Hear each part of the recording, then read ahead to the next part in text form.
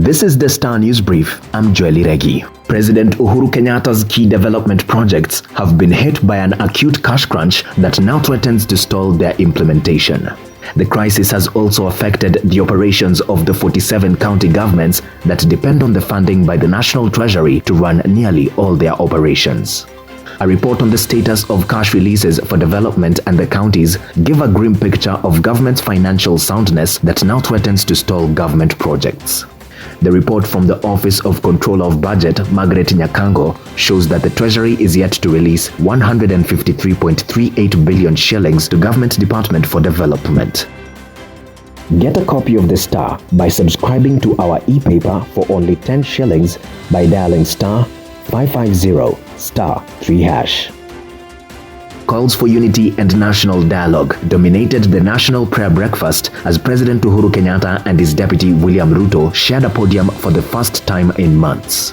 Ruto said the disruptions posed by COVID-19 could be God's way of asking the country's leaders to come together and reason on how to manage the situation.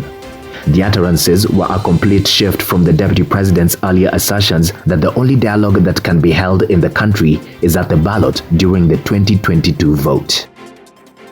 Deputy President William Ruto's choice of running mate is increasingly seen as a decision that could make or break his 2022 presidential bid.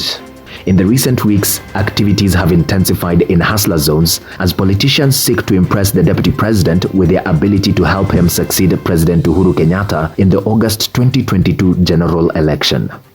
The deputy president has increased his forays in what observers believe is window shopping for a running mate from Western Kenya or Mount Kenya region. The Controller of Budget has wrapped ministries, state departments and agencies for over-reliance on supplementary budgets to fund development and recurrent activities. Margaret Nyakango said reliance on the estimates approved under Article 223 of the Constitution has undermined the credibility and reliability of the approved budgets. Article 223 of the Constitution of Kenya provides for the conditions under which the national government may access supplementary appropriation. It allows such expenditure when the appropriated amount is insufficient or a need has arisen for expenditures for a purpose for which no amount has been appropriated. Fear of hormonal contraceptives causing infertility and promoting promiscuity is so widespread that many adolescents and their parents would rather deal with early pregnancy than use them. Pills, injectables, and implants are discouraged even by community health volunteers, research by the African Population and Health Research Center found. Concerns about lack of protection against infections and diseases were also raised by respondents. Condoms appear to have a wider social acceptance by both adolescents and adult participants. Get a copy of the Star by subscribing to our e-paper for only 10 shillings by dialing star 550 star 3#.